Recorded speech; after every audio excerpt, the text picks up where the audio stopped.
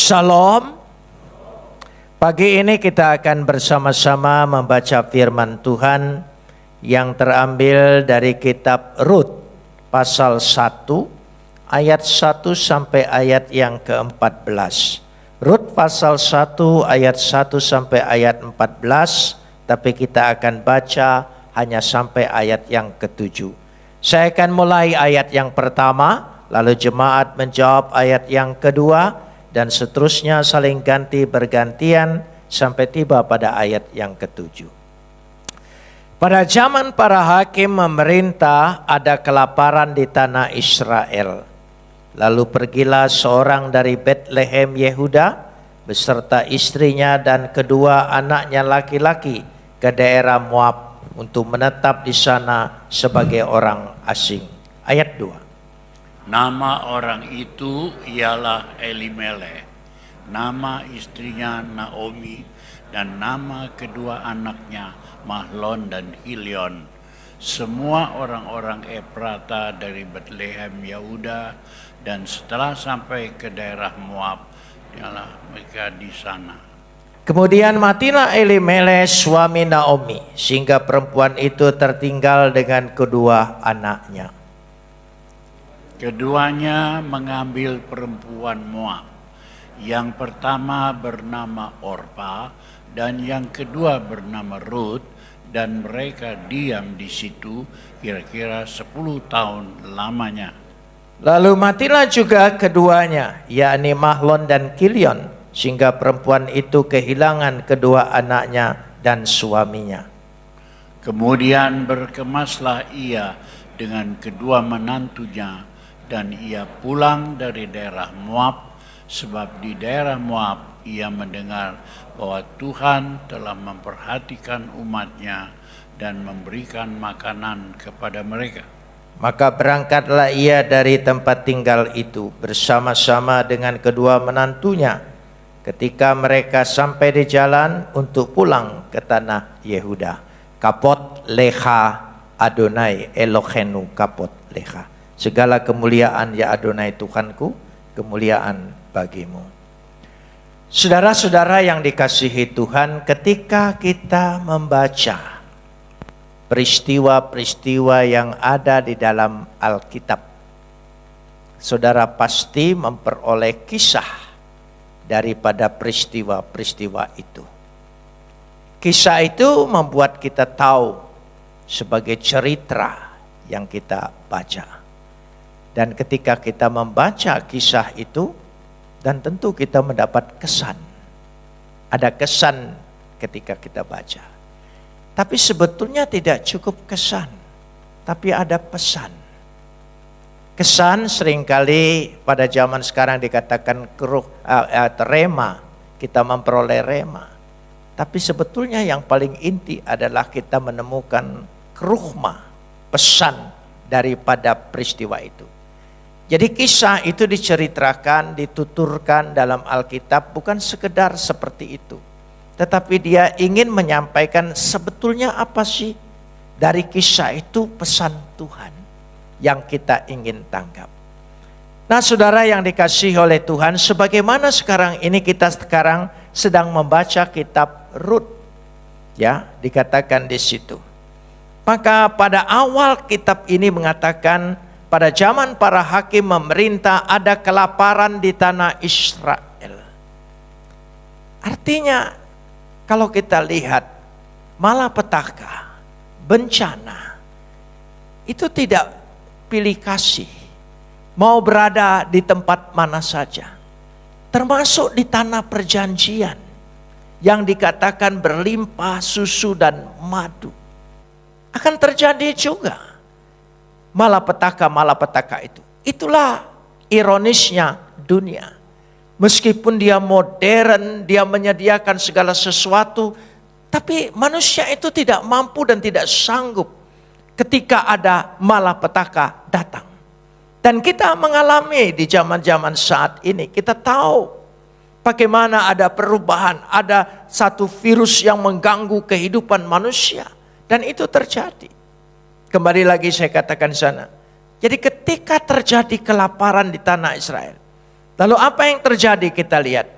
Dari segala peristiwa secara umum, kita lihat satu rumah tangga di sini mengatakan, lalu pergilah seorang dari Bethlehem Yehuda berserta istrinya dan kedua anaknya laki-laki ke daerah Moab.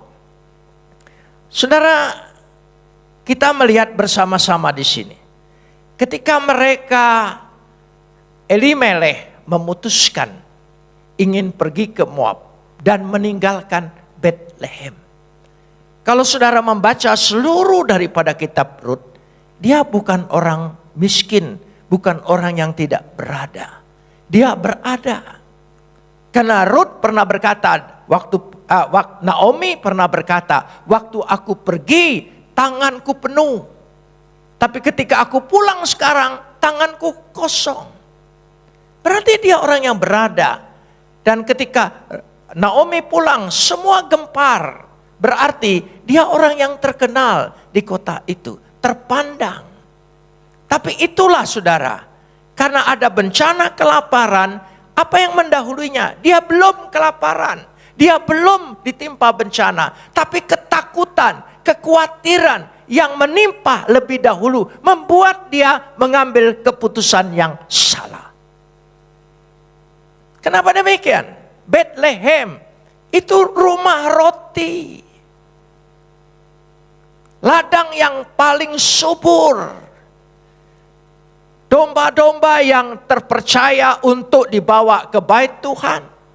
Ya, itu dari Bethlehem, padang Efrata, begitu terkenal. Tetapi karena ketakutan, kekhawatiran mendahuluinya, sehingga dia membuat keputusan yang salah. Saudara, kenapa demikian? Kita seringkali mendengar hidup ini jangan berpikir negatif, harus positif. Kita harus jujur dan terus terang, jangan hanya kena bujukan motivator. Kapan Anda bisa mengubah pikiran negatif menjadi positif? Ayo, kapan? Jangan pikir negatif, positif saja. Tidak bisa. Negatif itu datangnya dari mana? Kekuatannya dari mana? Dari kegelapan. Jika engkau tidak punya iman, mana mungkin kita bisa mengubah pikiran yang negatif menjadi positif? Tidak. Yang terpenting itu kekuatan iman. Positif itu berarti hidup di dalam terang. Berarti kita harus menemukan dulu kekuatan terang. Yesus berkata, akulah terang. Jadi memiliki iman kepada Yesus, iman itu yang bisa mengubah. Bukan hanya pikiran dari negatif menjadi positif. Tapi dia bisa mengubah keadaan kita. Amin. Dia bisa mengubah. Iman. Berusaha bagaimana saudara dengan pikiran negatif? Tidak bisa, percayalah. Gak usah bohongin diri. Selalu dia datang, selalu datang. Kenapa? Karena hal-hal yang menakutkan, hal-hal yang selalu mengganggu pikiran kita. Peristiwa kita, masa lalu kita. Kapan kita bisa hilangkan? Gak ada kekuatan. Tapi iman bisa mengubah segala sesuatu. Dan disinilah kesalahan Elimelech. Elimelech, Tuhan adalah raja, namanya bagus. Tapi imannya dikuasai oleh kekhawatiran. Ketakutan lebih mendahului daripada kenyataan. Dari situlah dia memilih yang salah. Padahal saudara, Bethlehem itu 8 kilometer dari Yerusalem. Tapi dia sekarang memutuskan untuk pergi kemana? Ke Moab. 40 kilometer. Jadi dia pergi jauh sekali. 80 kilometer. Lalu mengapa? Mengapa dia pilih Moab? Kenapa dia tidak pilih kota yang lain yang masih berada di tanah Yehuda? Kenapa? Kenapa dia pilih Moab? Saya ingin buktikan bahwa dia salah memilih kota Moab. Dan akibat kesalahannya menanggung akibat. Keluarga itu. Kita akan baca bersama-sama. Saudara, kita lihat dulu. Bahwa Moab ini di dalam Kejadian 19, Kejadian 19 ayat 31 sampai 37. Kejadian 19 ayat 31. Kata kakaknya kepada adiknya, ayah kita telah tua, dan tidak ada laki-laki di negeri ini yang dapat menghampiri kita seperti kebiasaan seluruh bumi. Lanjutkan. Ya. Marilah kita beri ayah kita minum anggur, lalu kita tidur dengan dia, supaya kita menyambung keturunan dari ayah kita. Ya. Pada malam itu mereka memberi ayahnya minum anggur. Lalu masuklah yang lebih tua untuk tidur dengan ayahnya. Dan ayahnya itu tidak mengetahui ketika anaknya itu tidur dan ketika ia bangun. 34. Keesokan harinya berkatalah kakaknya kepada adiknya, tadi malam aku telah tidur dengan ayah. Baiklah malam ini juga kita beri dia minum anggur. Masuklah engkau untuk tidur dengan dia, supaya kita menyambung keturunan dari ayah. Kita lanjutkan di situ sampai ayat 37. Ya, demikianlah juga pada malam mereka memberi ayah minum anggur. Lalu bangunlah yang lebih muda untuk tidur dengan ayah, dan seterusnya seperti itu. Lanjutkan ayat 36. Ya, dikatakan di situ. Lalu mengandunglah kedua anak Lot itu dari ayah mereka. Ayat 37. Ya, yang lebih tua melahirkan seorang anak laki-laki dan menamainya siapa? Moab. Dan ialah bapa orang Moab sampai yang ada sekarang. Berarti sebaik apapun keinginan anak ini, tetapi kalau itu caranya yang salah, ini keluarga tidak bermoral. Keluarga yang salah, keluarga yang dikutuk. Kita akan buktikan ayat-ayat bahwa ini keluarga yang dikutuk. Jadi tanah Moab itu tanah yang dikutuk oleh Tuhan. Tapi mengapa Elimelek pilih Moab? Dia tanggung akibatnya. Dia tanggung akibat. Kita lanjutkan saudara. Bilangan 21 ayat 29. Saya ingin buktikan dulu bahwa pilihan ini salah. Bilangan 21 ayat 29. Celakalah engkau ya Moab. Binasa engkau ya bangsa Kamos. Kamos itu nama dewa yang disembah oleh Moab. Ia membuat anak laki-lakinya menjadi orang pelarian dan anaknya perempuan menjadi tawanan kepada Sihon raja orang Amori. Jadi bangsa ini bangsa yang celaka, bangsa yang dikutuk. Bukan penyembah Tuhan, tapi dewa Kamos. Karena itu disebut orang Kamos juga. Kita lanjutkan sekarang ini. Ulangan 23 ayat yang ketiga. Ya. Seorang Amon atau seorang Moab, tolong sambung coba baca.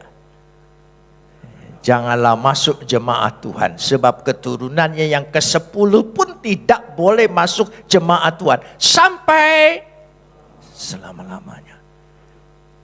Lalu kenapa? Karena mungkin dalam perhitungan akalnya Elimelek, mungkin otak bisnis, otak dagangnya, ini kota yang menjanjikan.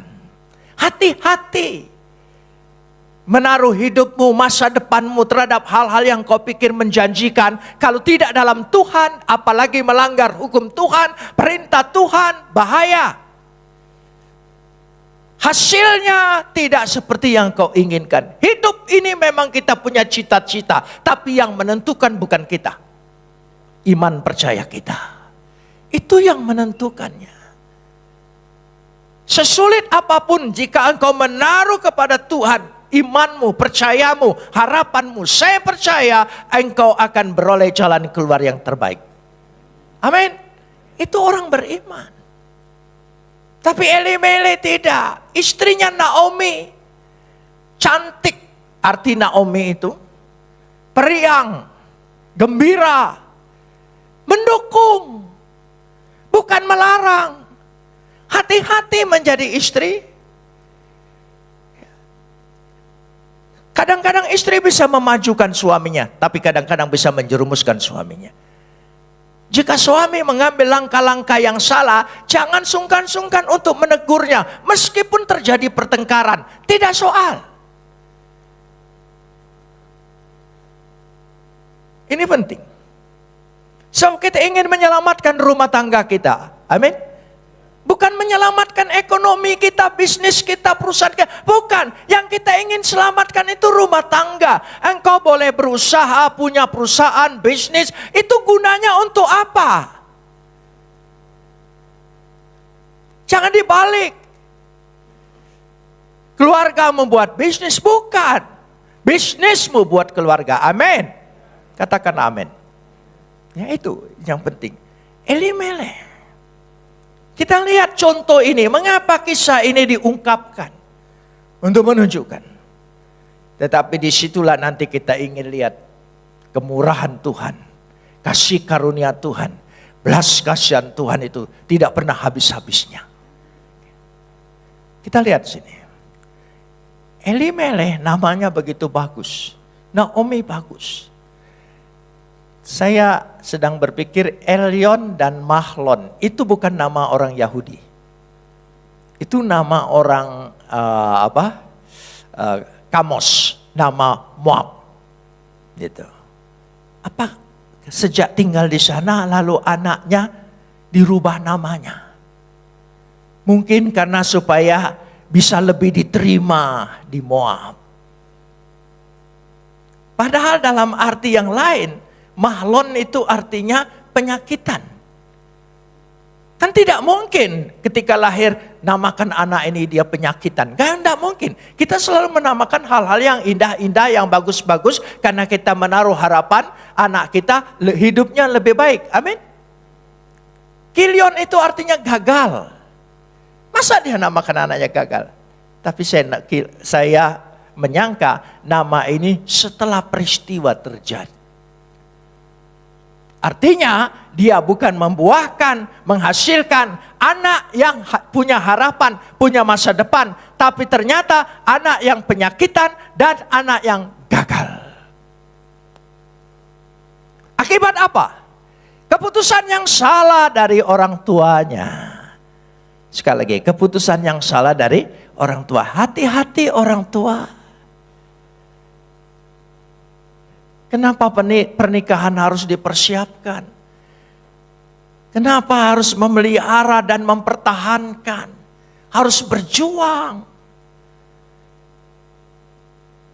Karena ini menentukan sama sekali di dalam kehidupannya.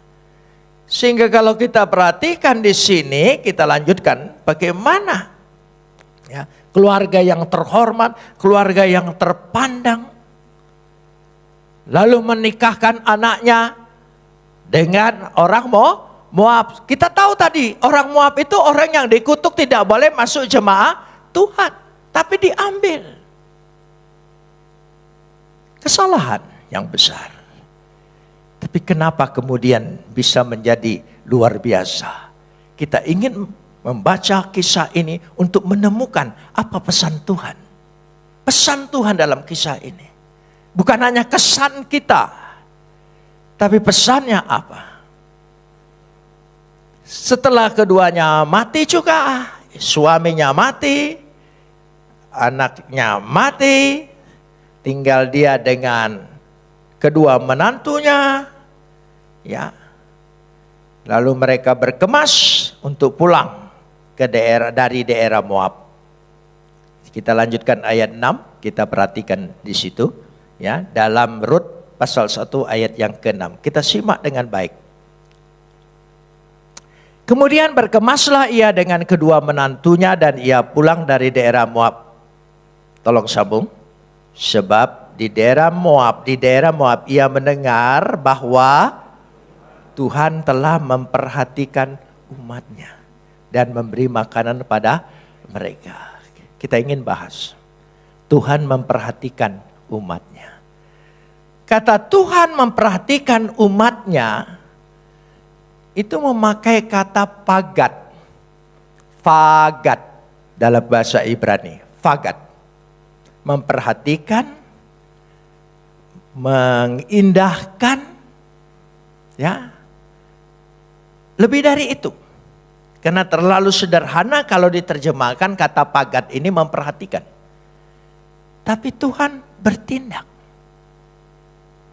Kata pagat ya tidak lepas dari kata goel. Goel artinya penebus atau menebus.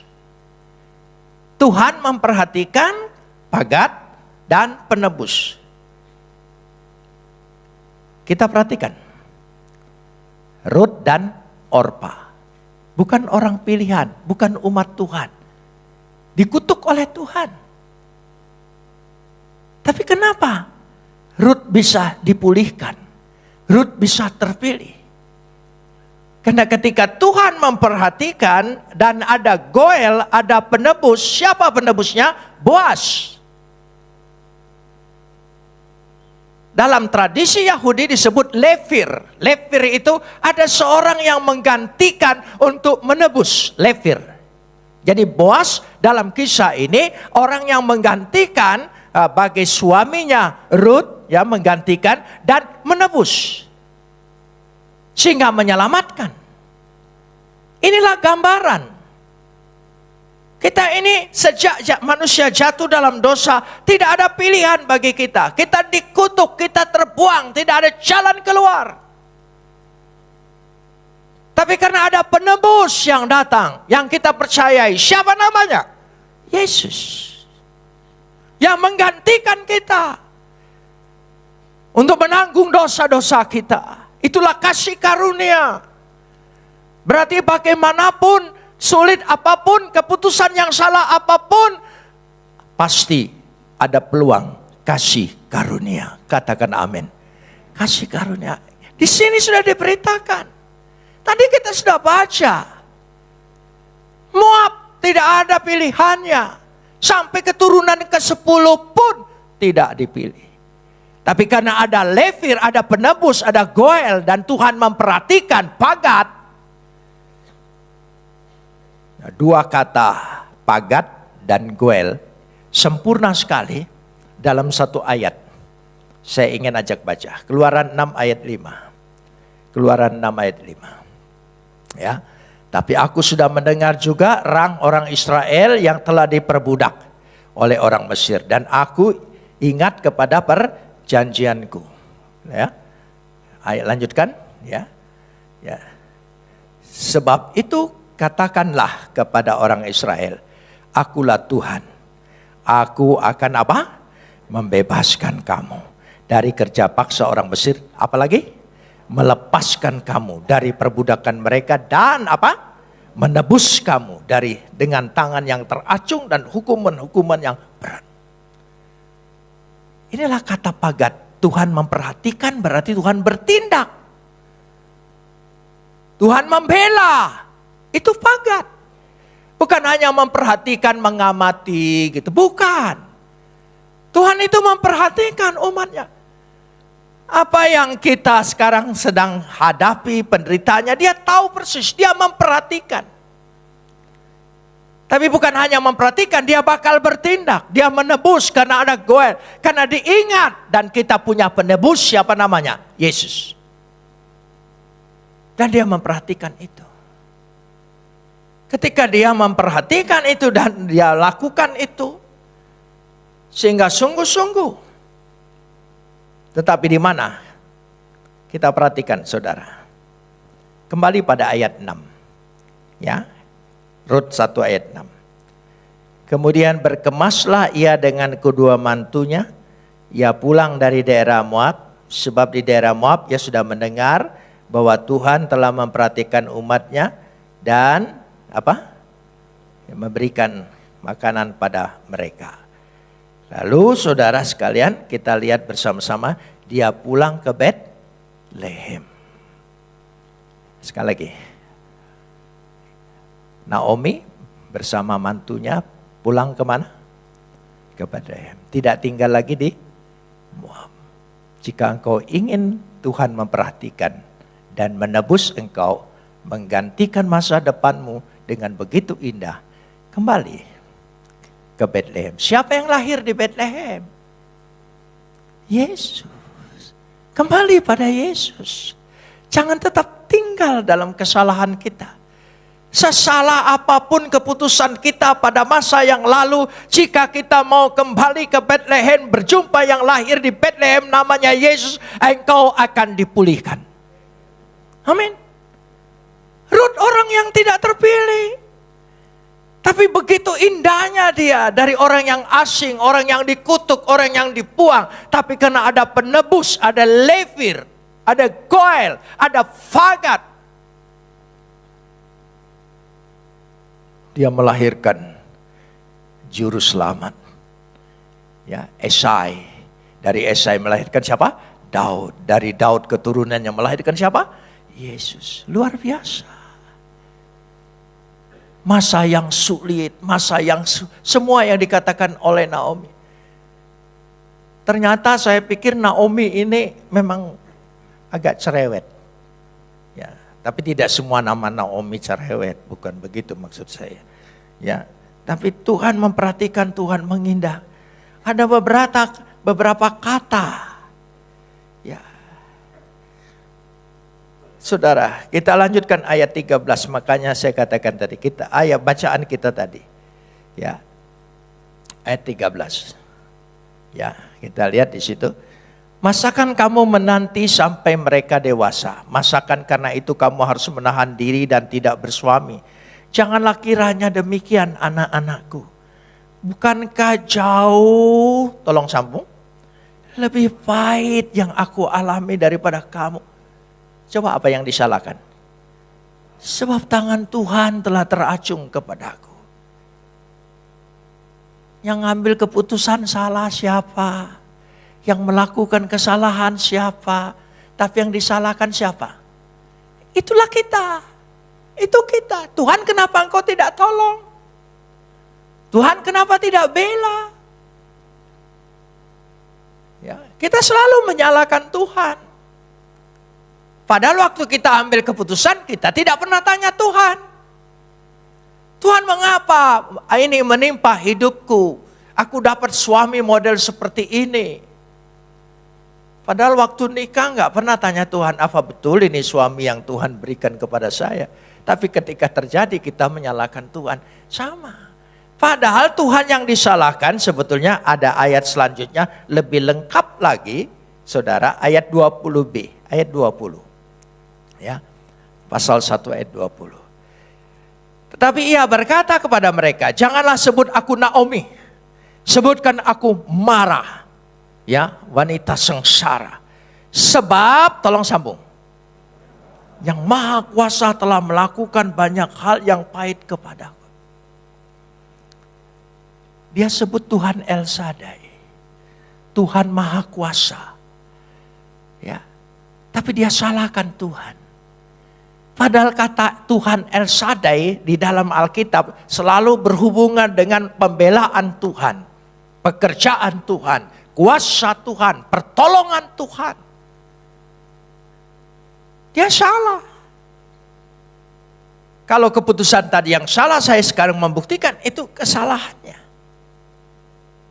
Tapi di tengah-tengah kesalahan, di tengah hal-hal yang seperti itu, Tuhan memperhatikan umatnya. Saudara, kenapa demikian? Ya, rupanya kita melihat dulu ya pada ayat yang ke-8. Ayat yang ke-8 dari bacaan kita. Ya, berkatalah Naomi kepada kedua menantunya, pergilah, pulanglah masing-masing ke rumah ibunya. Tuhan kiranya menunjukkan apa? Kasihnya kepadamu. Ya, Tuhan menunjukkan kasihnya kepadamu. Saudara yang dikasihi oleh Tuhan, jadi kalau kita memperhatikan Tuhan menunjukkan kasih-Nya.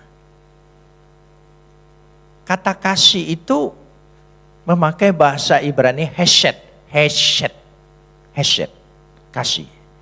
Tapi kasih setia. Saudara, kasih Tuhan itu tidak pernah terpisah dari kata setia. Karena itu kasih setianya. Dia bukan hanya kasih saja tapi tidak setia. Ya. Tetapi dia tidak hanya setia saja tapi dia punya kasih. Kasih setia, hesed, kasih setia. Jadi kasihnya itu selalu kekal dan setia. Amin. Amin.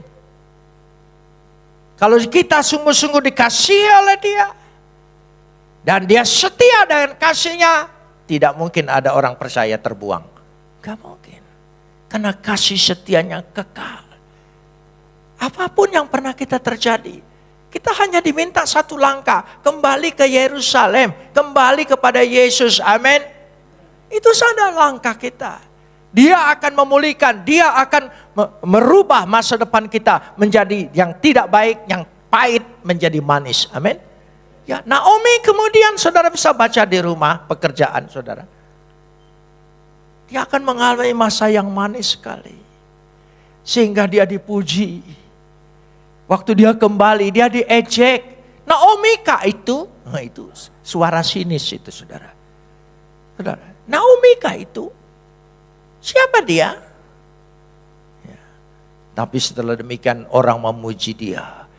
Ternyata engkau punya suami dan punya anak sekarang ini kepada Ruth, ya, kepada Naomi. Padahal Ruth itu bukan anaknya, bekas mantu. Bekas mantu. Ibadah kedua saya ingin bahas. Di dalam kekristenan tidak ada kata bekas. Saudara. Tidak ada kata bekas. Seringkali ada pepatah yang salah di tengah-tengah masyarakat kita. Apa yang salah? Dikatakan. Kalau anak tidak ada bekas anak, kalau orang tua tidak ada bekas orang tua, ya. Tapi kalau suami atau istri ada bekas, ya, mertua ada bekas. Di dalam kekristenan tidak ada kata bekas. Itu penting sekali.